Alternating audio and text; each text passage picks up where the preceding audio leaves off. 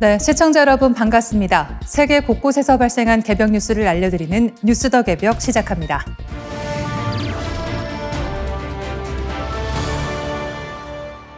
러시아, 우크라이나 전쟁과 이란발 호르무즈 해협 위기가 겹치면서 유라시아 육상 교역로인 중간회랑이 다시 주목받고 있습니다. 공식 명칭은 카스피해 횡단 국제수송 노선으로 중국과 유럽을 잇는 새로운 실크로드로 평가됩니다. 중간회랑은 중국에서 출발해 카자흐스탄을 지나 카스피해를 건넌 뒤 아제르바이잔과 조지아, 튀르키예를 거쳐 유럽으로 이어지는 약 4,250km 길이의 복합 물류망입니다. 러시아와 이란을 모두 우회할 수 있어 전쟁과 제재, 해상 봉쇄 리스크가 커진 현재 가장 현실적인 대체 경로로 떠오르고 있습니다.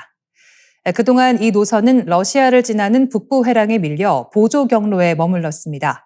북부 회랑은 중국과 유럽을 단일 철도망으로 연결할 수 있었지만 중간 회랑은 여러 나라를 지나며 철도와 선박, 트럭을 반복적으로 갈아타야 했습니다. 항만과 통관 체계가 부족하다는 점도 약점이었습니다. 그러나 2022년 러시아의 우크라이나 침공 이후 상황은 급변했습니다. 러시아 경유 노선을 꺼리는 분위기가 확산되면서 중간 회랑의 물동량은 약 10배 증가했습니다. 여기에 호르무즈 해협 위기까지 겹치며 해상 운송의 불확실성이 커졌고 카자흐스탄을 중심으로 한 육상 실크로드가 빠르게 되살아나고 있습니다. 특히 카자흐스탄은 뜻밖의 수혜국으로 떠올랐습니다. 바다와 접하지 않은 내륙국이지만 중국과 카스피해를 잇는 핵심 관문이라는 지리적 위치 덕분에 글로벌 물류 재편의 중심에 서게 된 것입니다. 카자흐스탄 국영철도 운영사 KTZ의 화물 처리량도 빠르게 늘고 있습니다. 운송 시간도 크게 줄었습니다. 이와이 카자흐스탄 자료에 따르면 중간 회랑의 운송 시간은 과거 38일에서 53일 수준이었지만 최근에는 18일에서 23일로 단축됐습니다. 통상 28일에서 40일이 걸리는 해상 노선과 비교해도 경쟁력을 갖춘 셈입니다. 카자흐스탄은 대규모 인프라 투자에도 나섰습니다. KTZ는 2030년까지 100억 달러를 투입해 철도와 항만, 선박 운송 능력을 강화할 계획입니다. 올해에만 900km의 신규 철도 노선이 깔리고 있으며 아야고즈와 박티 구간이 완공되면 중국과 연결되는 철도 국경 통과 지점은 3곳으로 늘어납니다. 가장 큰 병목인 카스피해 선박 부족 문제를 해결하기 위해 KTZ는 선박 6척도 발주했습니다. 또 미국과 중국 기업으로부터 기관차를 대규모로 들여오며 운송 역량 확대에 속도를 내고 있습니다. 다만 한계도 분명합니다. 지난해 중간 회랑을 통해 운송된 물량은 약 7만 7천 TEU 수준으로 러시아를 지나는 전통적 북방 노선과 비교하면 아직 규모가 작습니다. 결국 중간 회랑이 세계 물류의 핵심 축으로 자리 잡기 위해서는 지속적인 투자와 국가 간 조율이 필요합니다. 전쟁과 봉쇄가 흔든 세계 물류 지도 속에서 카자흐스탄은 새로운 실크로드의 관문으로 부상하고 있습니다.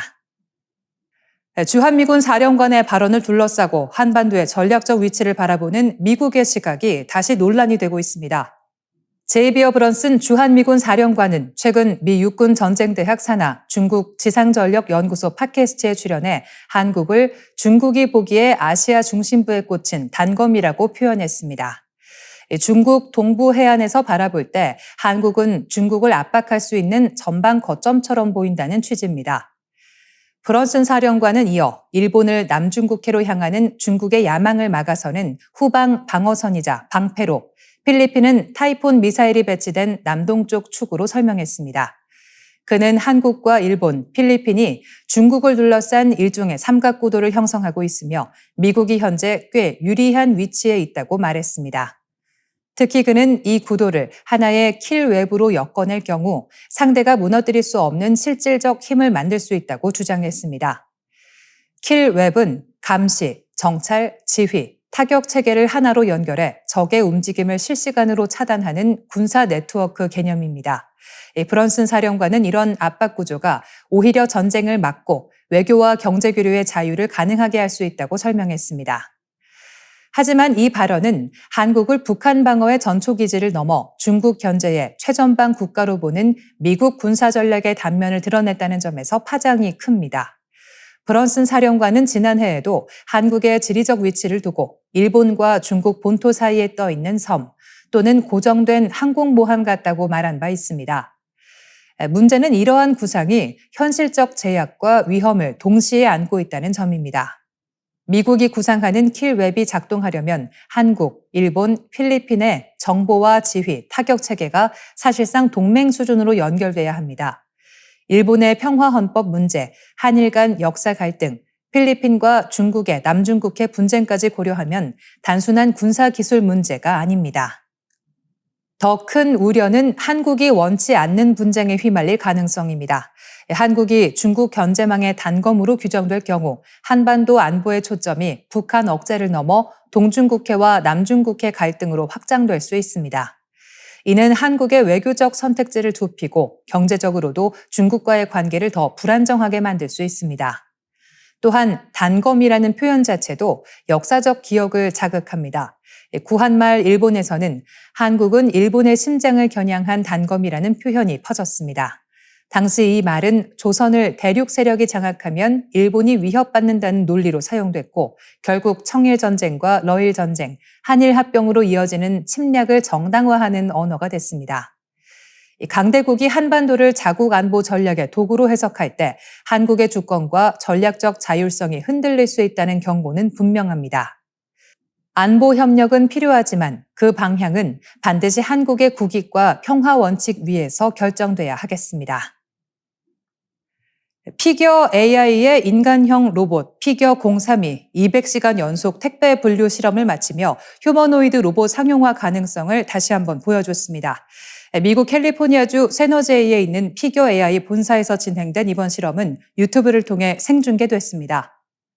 실험은 5월 13일 오전부터 약 9일 동안 이어졌고 피겨 03은 사람의 직접 개입 없이 컨베이어 벨트 위에 택배 물품을 직접 올려 바코드가 바닥을 향하도록 분류하는 작업을 수행했습니다.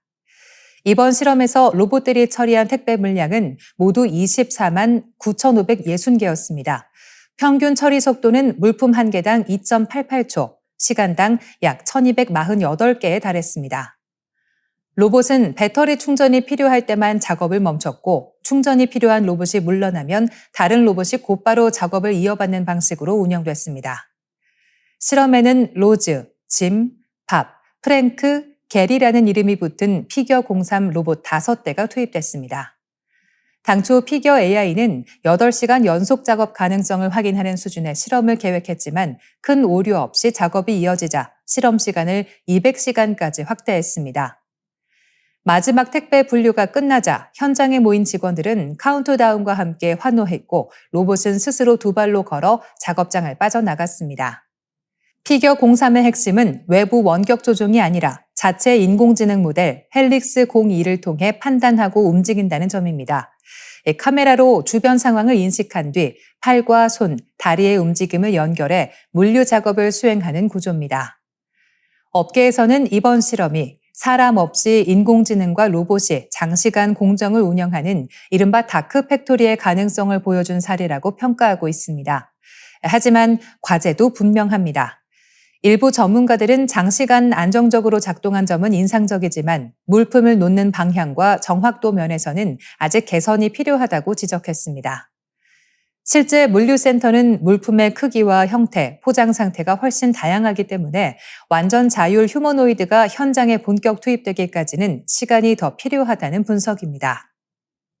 이번 실험은 휴머노이드 로봇이 단순한 시연 단계를 넘어 실제 산업 현장으로 진입하고 있음을 보여준 동시에 속도와 지속성 다음 과제가 정밀도와 신뢰성이라는 점을 드러낸 장면이었습니다. 지난 5월 19일 미국 캘리포니아에서 열린 구글의 개발자 행사 구글 I/O 2016은 앞으로 인공지능이 어떤 방향으로 바뀔지를 보여준 자리였습니다. 이번 행사에서 구글이 강조한 핵심은 분명했습니다. 이제 AI는 단순히 질문에 답하는 프로그램이 아니라 사람을 대신해 실제 일을 처리하는 도구로 발전하고 있다는 것입니다. 가장 눈에 띈 기술은 제미나이 3.5 플래시였습니다. 이 AI는 빠르게 답하고 비용도 비교적 적게 드는 모델입니다. 그동안 기업들이 AI를 쓰고 싶어도 비용 부담 때문에 쉽게 도입하지 못하는 경우가 많았습니다. 하지만 이런 가볍고 빠른 AI가 등장하면서 기업들은 고객 상담, 문서 정리, 일정 관리, 자료 검색 같은 업무에 AI를 더 쉽게 활용할 수 있게 됐습니다. 또 하나 주목할 기술은 제미나이 옴니입니다. 이 기술은 글자만 이해하는 AI가 아닙니다. 영상과 소리, 사진, 글을 함께 이해합니다. 예를 들어 사용자가 영상을 올리고 말로 배경을 바꿔줘 라고 하면 AI가 그 말을 듣고 바로 영상을 편집하는 방식입니다. 이제 AI와 대화하는 방법도 키보드로 글을 치는 방식에서 말하고 보여주는 방식으로 바뀌고 있습니다. 검색도 크게 달라지고 있습니다. 예전의 구글 검색은 사용자가 단어를 입력하면 관련된 인터넷 주소를 보여주는 방식이었습니다. 하지만 앞으로의 AI 검색은 정보를 찾아서 정리하고 비교해주고 사용자가 다음에 무엇을 해야 할지도 제안하는 방식으로 바뀌고 있습니다.